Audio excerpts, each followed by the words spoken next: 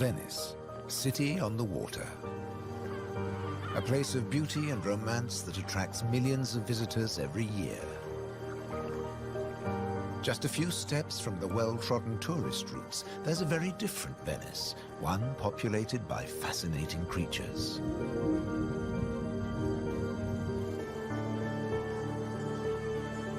This film explores a Venice that few people ever see, a city that has a surprising double life.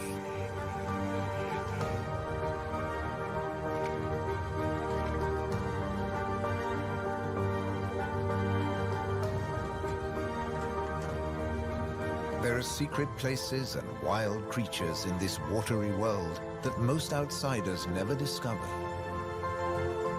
In the skies above, on the beaches, and in the canals are the true Venetians that live in every hidden corner of the city and the lagoon. Wild Venice is their home.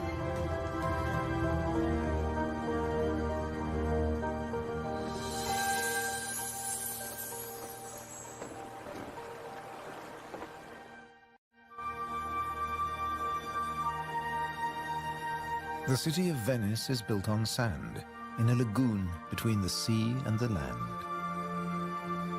First formed from river sediments, man has since created an ecosystem as fragile as Murano glass. Covering 550 square kilometers, it's one of the largest wetlands in the Mediterranean. Flamingos arrived at these Venetian waters quite recently. They crisscross the Mediterranean from North Africa to France's Camargue, to Sardinia, Tuscany, and now Venice.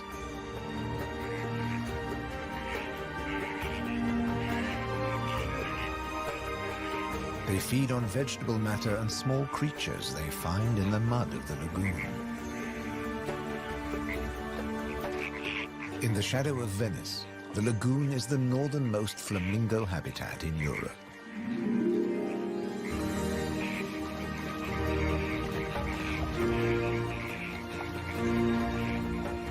They're here now, but in a few weeks, many will move off again to find richer pickings.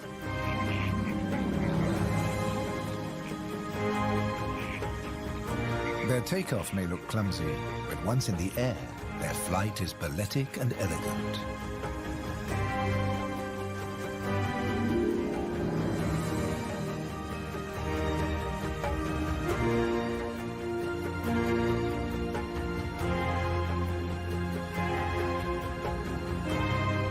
And before too long, they'll return to the safety of this lagoon, tucked between the sea, the city, and the Alps. The distant peaks helped form the lagoon. The mountain streams washed their rocky sediment towards the sea to make this habitat.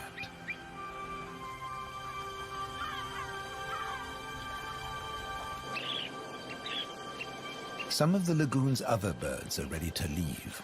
Dunlin, small waders, fed well in the rich mud.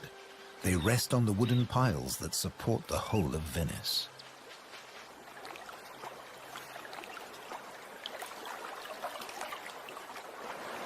It's spring, time to head off to their northern breeding grounds.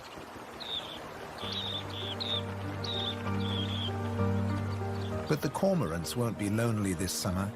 As the Dunlin fly away, other birds are flocking in. A bird's eye view reveals the full beauty of the lagoon. A labyrinth of uninhabited islands, intertwined canals, and swampy sandbanks.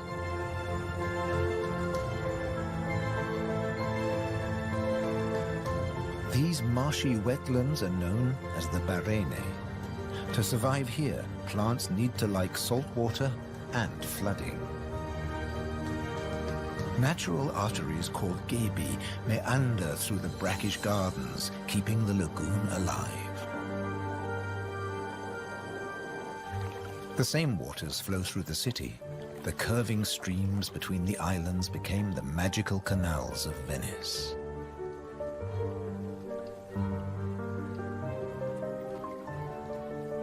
This is the city of bridges.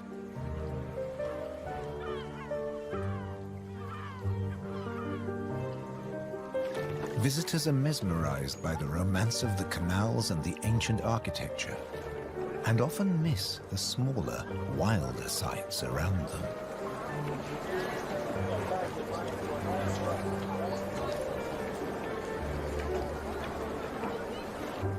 These mussels are true Venetian natives.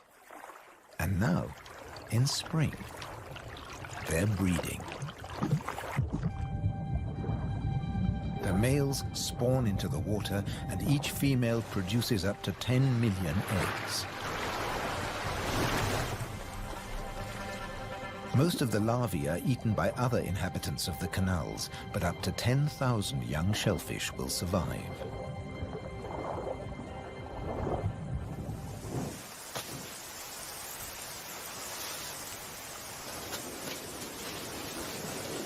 Just beyond the city, colonies of birds are breeding too. But a hazard of urban nesting is constant disturbance.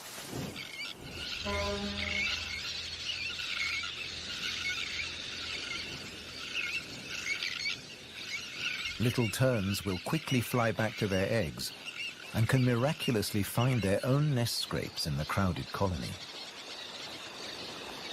Their cousins, the sandwich terns, lay their eggs directly onto the sand.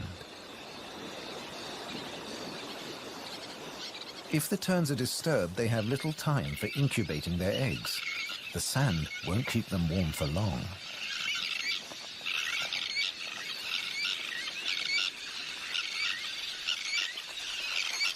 And left out in the open, they could be an easy target for predators.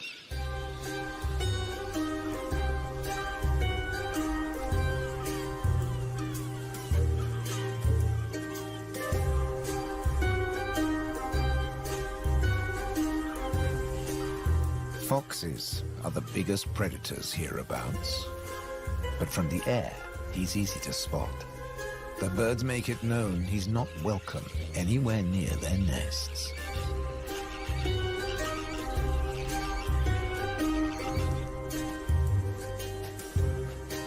Foxes would rather not get their feet wet. Hunting in these swampy areas is a frustrating business.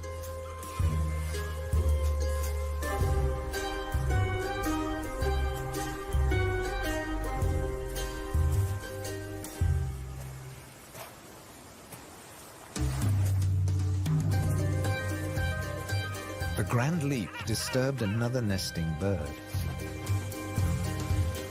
Now it's a question of following the scent.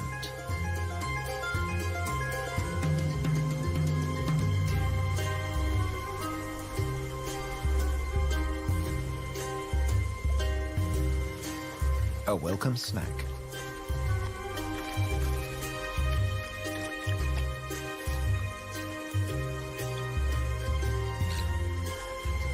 Just beyond the sand dunes is the busy colony.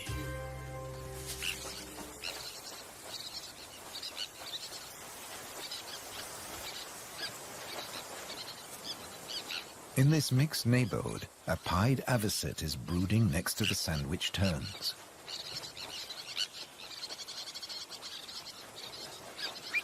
With nests so closely packed, there can be conflicting territorial claims with the common terns.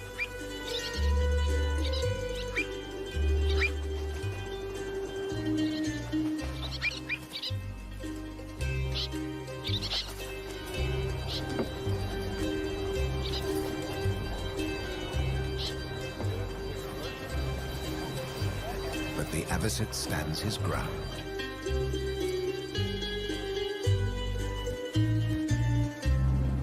The Grand Canal is the main waterway of Venice, dividing the city in two. It follows the course of the ancient river Brenta that runs from the Alps all the way into the lagoon. It offers a journey through architectural history starting in the 13th century.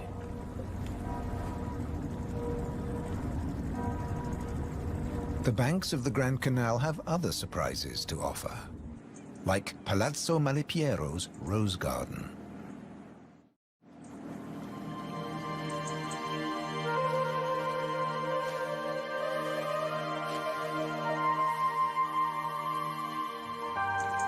Nestled between the buildings is a hidden paradise.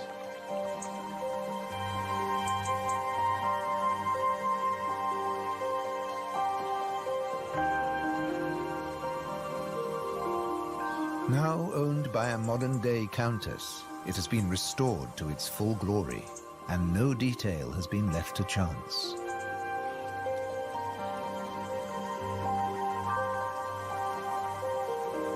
With the luxury of space in a city whose every square centimeter is exploited for maximum profit, it's also a sanctuary for many small animals.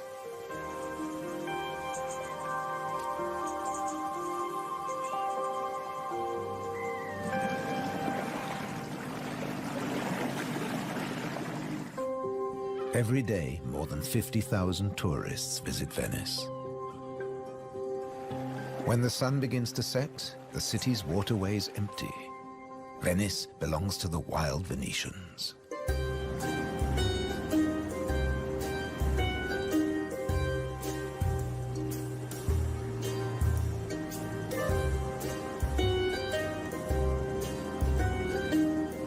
Rats prefer to search for food in the cool night air.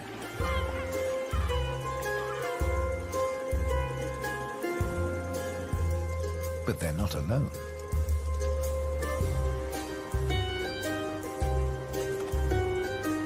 Pine martins are hungry too, and rats are on their menu. Pine martins are welcome in the city as they're natural rat catchers.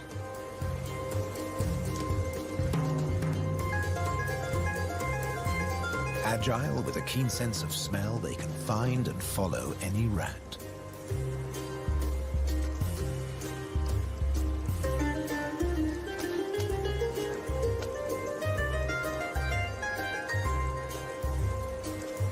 But they're endangered too. Since the rat population boomed, ironically, many martins have been killed by rat poison. The rat won the day, and the pine marten has to settle for dessert.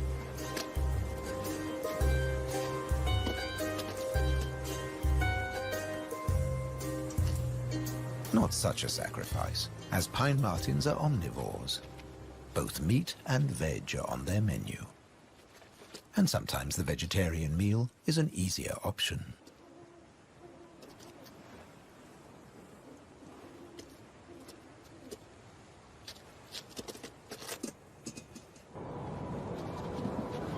As the rat prepares to sleep, the city of Venice is beginning to wake up.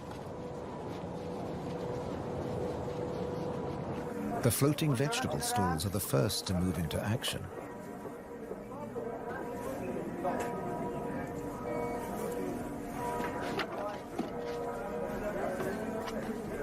Soon these silent waterways will become busy highways again. In the 18th century, over 8,000 gondolas navigated the Venice canals. Now there are only about 400 left. Life in Venice may be moving with the times. But one thing never changes. It dictates the daily rhythms of the city and the lagoon. Twice a day, the tide rises and falls as seawater washes in and out of the lagoon.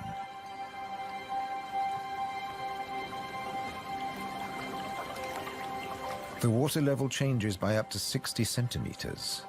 Smooth lakes disappear into swampy wetlands, only to return hours later.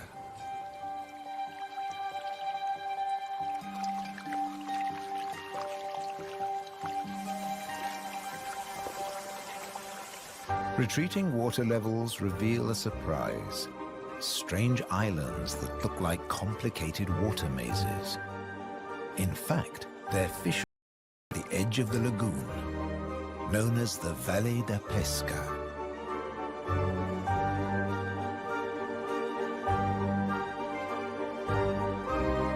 They've been worked by the same families for generations, using a simple but ingenious method.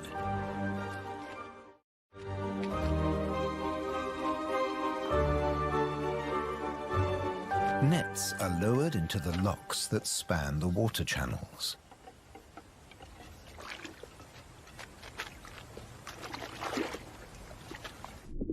In the springtime, the locks bar the way to the young fish that stream into the lagoon to feed. The fishermen raise the nets and catch the small swarming fish in their thousands.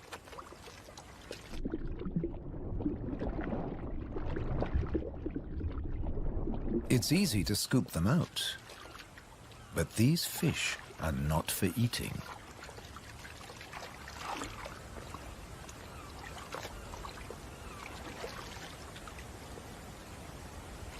The fishermen place them on the other side of the bars and so trap them in the channels. Here, the spring fish are held under perfect conditions until they grow big enough to harvest.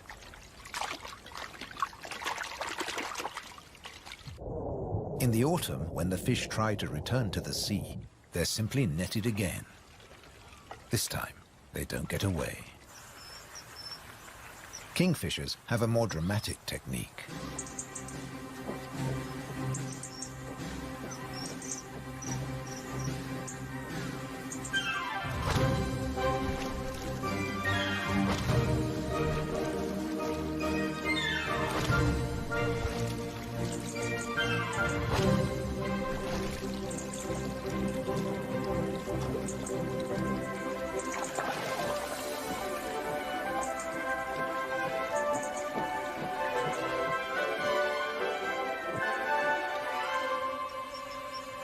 They catch up to 20 fish a day, but need even more if they have nests with hungry growing chicks.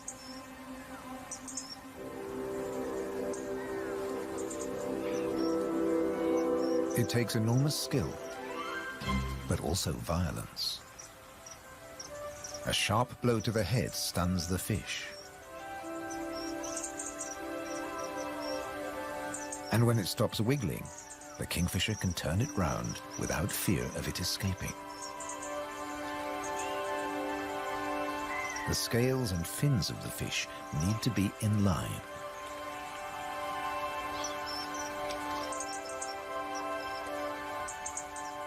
Now it's ready to swallow.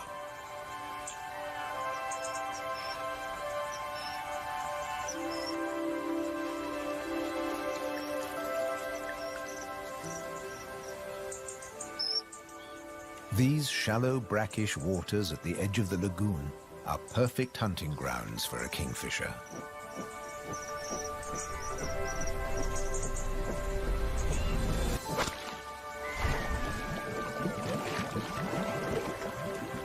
But not every dive is successful.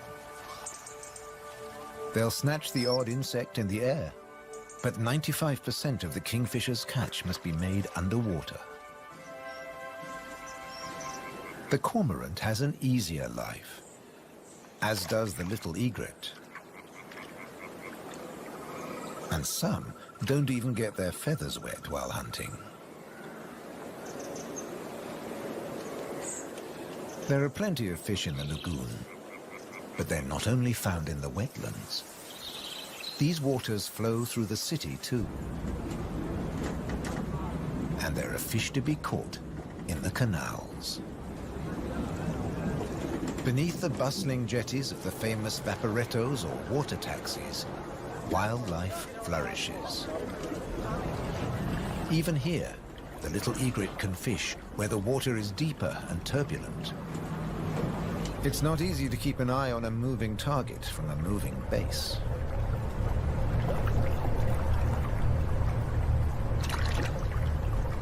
But persistence and patience pay off.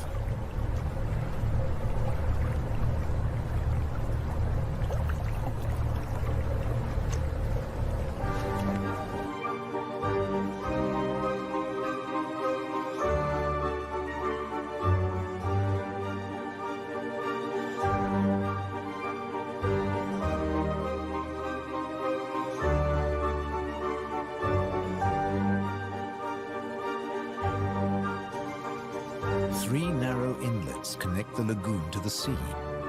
They're known as bocche, the Italian word for mouth. In spring, the fish travel into the lagoon because it's shallow, warm, and full of food. And in the autumn, they travel back out to the Adriatic Sea. The lagoon's fishermen understand the rhythms of the sea. But there was one phenomenon that remained a mystery for many years. When they cast their nets into the rich fishing grounds, they were torn to shreds. The fishermen believed that water spirits were grabbing their nets and named the area the Tenue, or Hold Fast. The Hold Fast was in fact a jagged reef, an unexpected and magical aquatic paradise.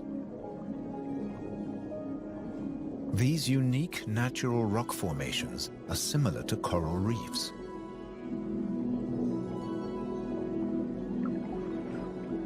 They're home to all kinds of remarkable creatures. Serpent stars, or marine annelids.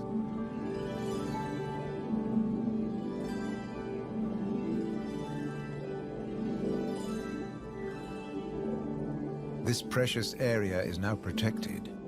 Fishing is forbidden, diving strictly regulated.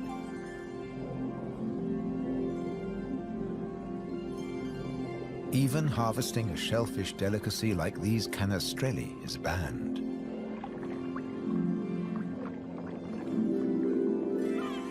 The city of Venice is lucky to have rich fishing grounds on its doorstep. The catch is seasonal, and in spring, the fish are small.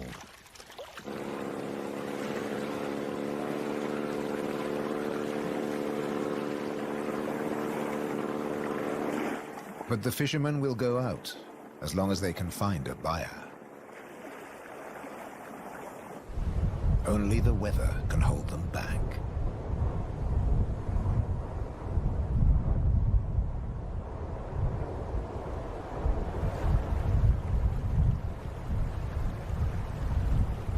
City and wetlands are both at the mercy of the elements.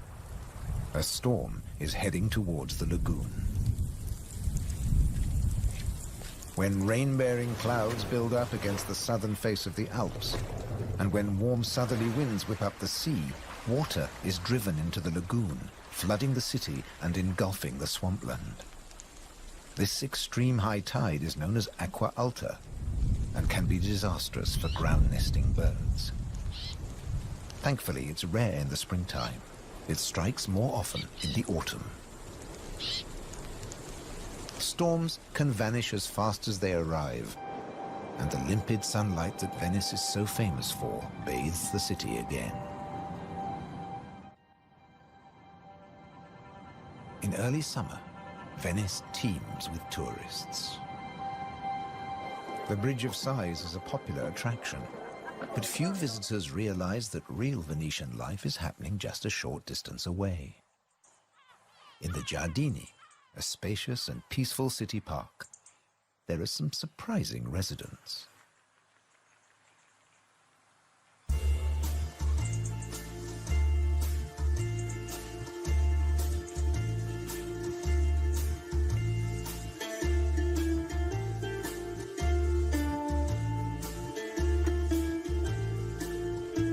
This prehistoric-looking creature is an amorous green toad looking for a mate. After all, this is the city of romance. But for a toad, finding a partner in a city isn't always easy. Even a quiet park is full of danger and disruption.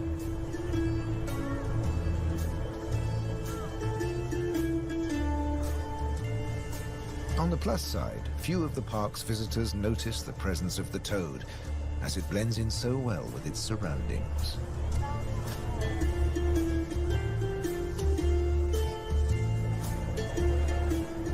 Another of the city's visitors is far more conspicuous. A stark contrast to the ancient buildings it comes to celebrate.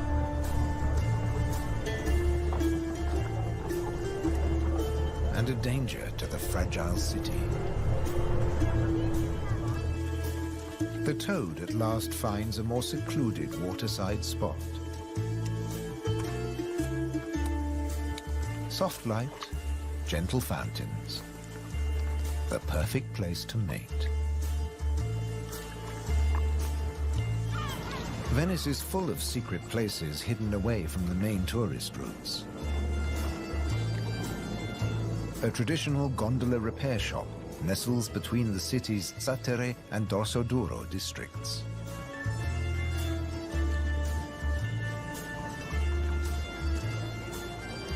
Craftsmen repair the boats in the peace of the backwaters. The tranquility also attracts some exotic-looking animals.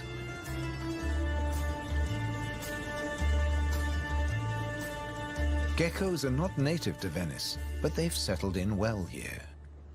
During the day, they'll sun themselves on warm stone.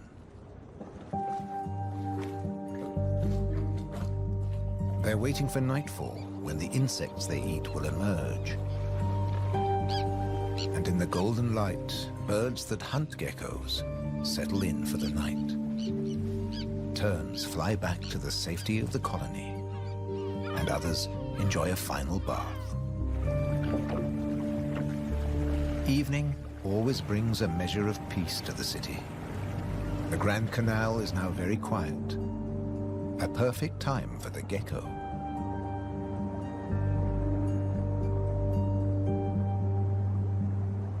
Geckos have evolved specially adapted feet that make them excellent climbers. Their toes are covered in millions of tiny branched flaps with incredible adhesive power, so they can grip and climb the smoothest surfaces, even glass. The city is empty now. The Grand Canal is deserted.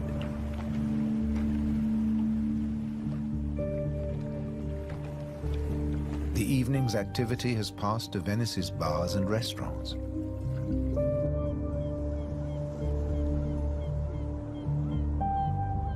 By the time the tourists are safely tucked up in their beds, the city is like a ghost town. Almost. A rat has ventured out to make the most of any scraps left behind. He must take care not to become a meal himself. Owls on the prowl. One little owl is distracted by bright lights.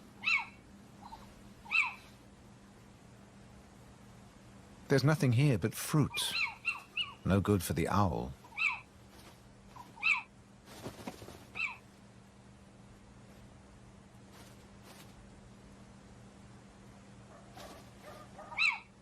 This house call hasn't paid off. Time to make a swift exit. The lucky rat will make it home tonight.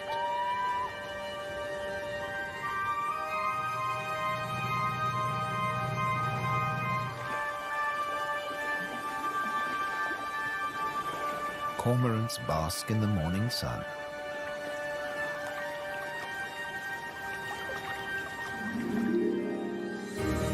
The terns start fishing early.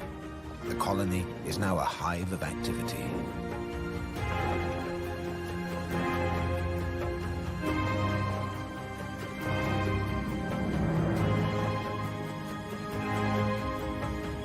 The first chicks have hatched. Exhausted from the effort of breaking out of the egg.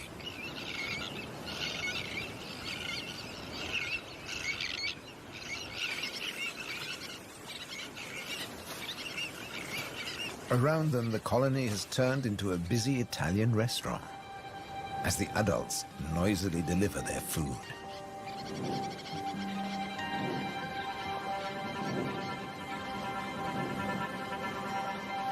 The chicks blend in well with the sand. Their cries for food are a new and insistent sound on the beach.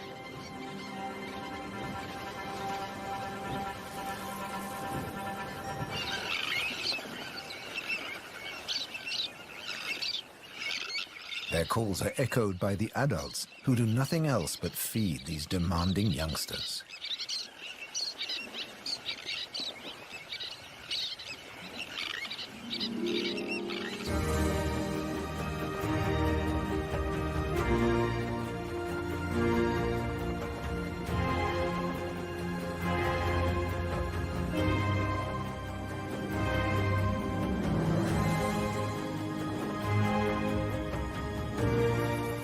It's hot and humid, and the lagoon is at its most beautiful. The hot summer months are the quietest for the fishermen.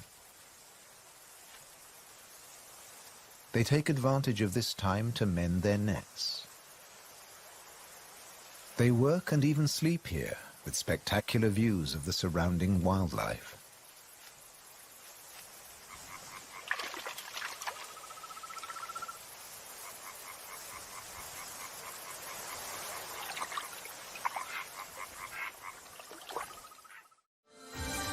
About 8% of the lagoon's surface consists of islands.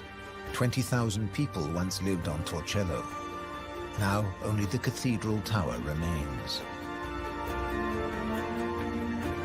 Burano is known for its colorful buildings. San Francesco del Deserto is home to a Franciscan monastery. The island of Madonna del Monte is being swallowed by the lagoon, but the ruins of its monastery still stand proud.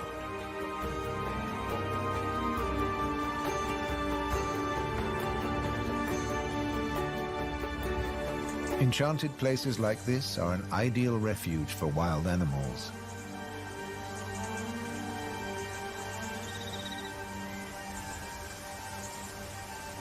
And the island's ancient monastery has some new inhabitants. The ruins are the perfect place for kestrels to nest.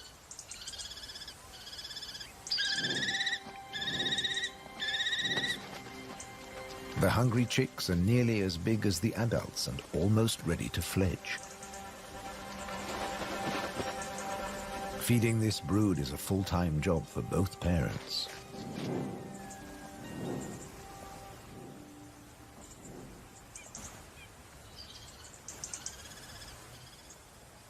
Finally, curiosity gets the better of the young birds and they start to emerge from their hiding place.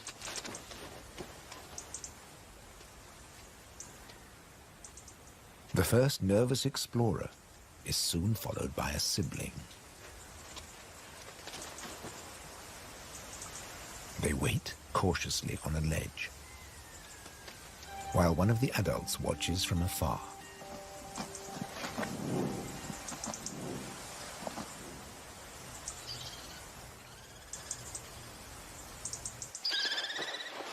Their mother returns with food, and the young kestrels jostle to get to the front of the queue.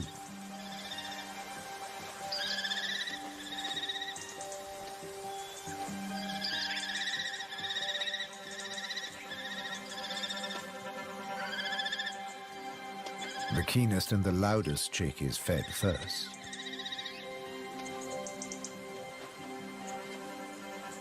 Soon the food parcels will stop. It's almost time for the young to leave the nest and fend for themselves.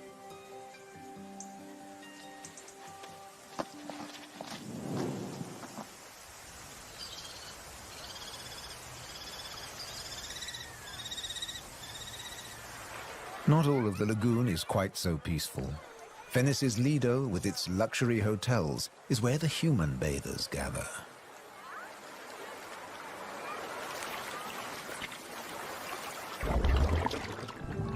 But even here, you can find wild beauty and tranquility.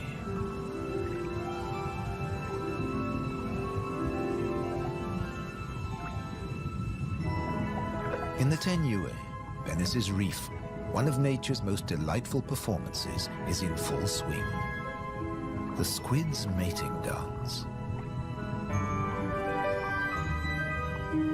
The pair move together like synchronized swimmers as waves of rainbow colors pulse along their bodies.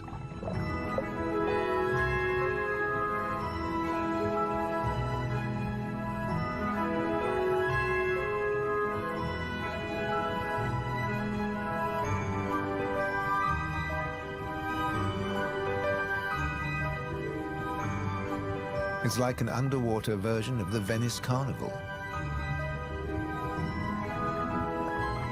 complete with face masks and disguises.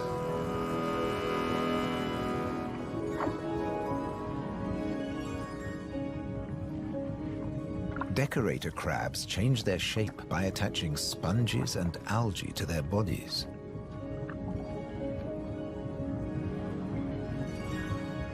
These bizarre disguises are excellent camouflage.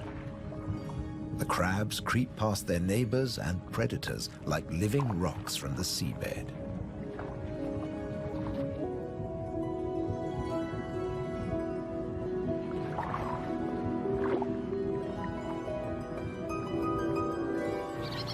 The tern colony just beyond the city is flourishing.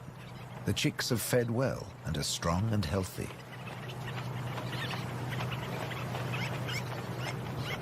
The young birds are gathered in a creche, with 1 or 2 adults looking after them all.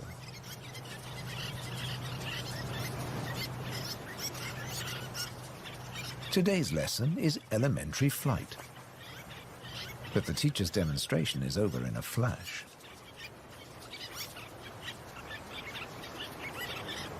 The young birds flap their wings to exercise their growing flight muscles, but they're not ready to take to the air yet.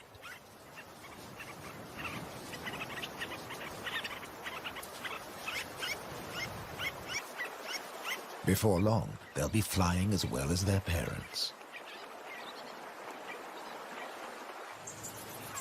The young kestrels are also preparing for takeoff. They bravely take the plunge and launch themselves into the air.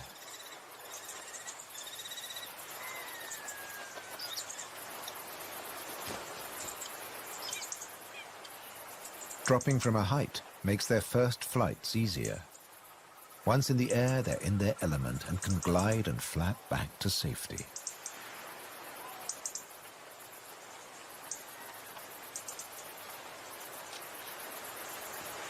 These first flights mark the end of their parental care. Now they have to find their own territory.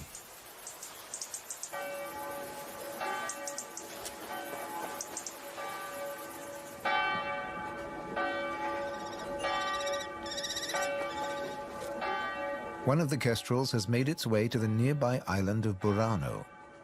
It's unlike the remote nest site, but it still has everything the kestrel needs. Just like the ruins, the brightly colored walls offer protection. These birds are welcome visitors, and the people here seem happy to have a kestrel watching over them.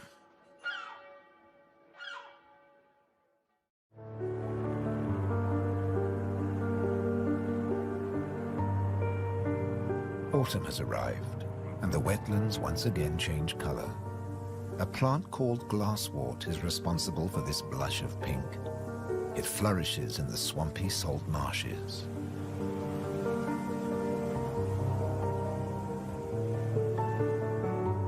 The first autumn mists mark the end of summer. The bright, humid days give way to cooler, grayer hues. The sea and the sky seem to merge into each other. Now in September, the sea is generally calm. But from the autumn equinox, there are high tides. And sometimes, Venice floods. For now, the water is still and shimmers like liquid mercury. When the temperature drops, the beaches are finally too cold for tourists. Animals better equipped to bear the chill reclaim them. A hungry fox sniffs along the shore looking for food.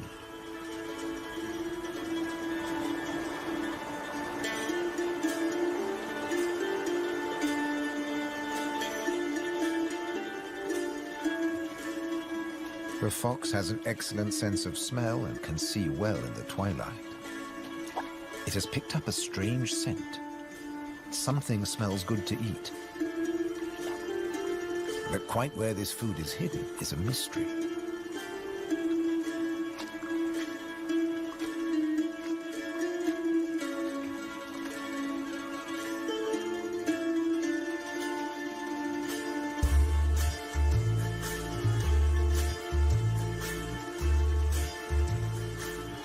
Crabs have been crossing the beach, leaving behind a number of trails, and the fox is very confused.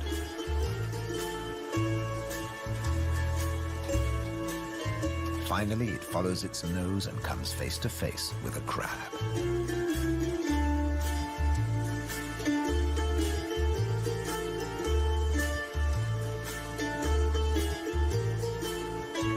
It's an unequal battle, but the crab has the advantage of armor and weapons.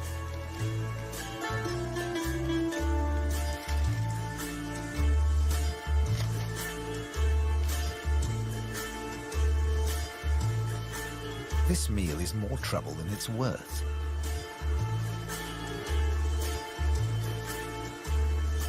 There must be easier pickings.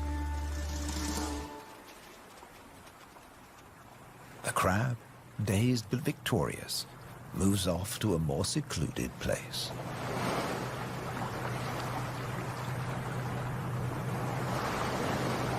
More crabs congregate on the shoreline looking out to sea. But just across the water, the residents of Venice are having a less comfortable time. The waters of the lagoon are creeping into the city.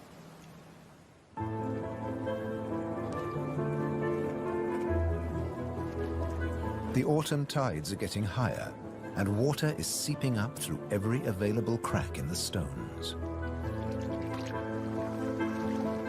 The threat of acqua alta, the extreme high tide, is increasing every day. A combination of rising tides and the Scirocco winds cause this extreme event, and the rain just adds to it. Much of the city is only just above sea level, so there's very little to stop the floodwaters. This may look like a swimming pool, but it is in fact St. Mark's Square. Fortunately, this only lasts a few hours. Soft winter fog wraps the landscape like a blanket and brings the year to a close for Venice and its beautiful lagoon. The visitors have marveled at its sights, but many have missed the most fascinating wonders of all, the wild side of Venice. The city is empty now, but visiting season for the lagoon never ends. As one creature leaves, another takes its place.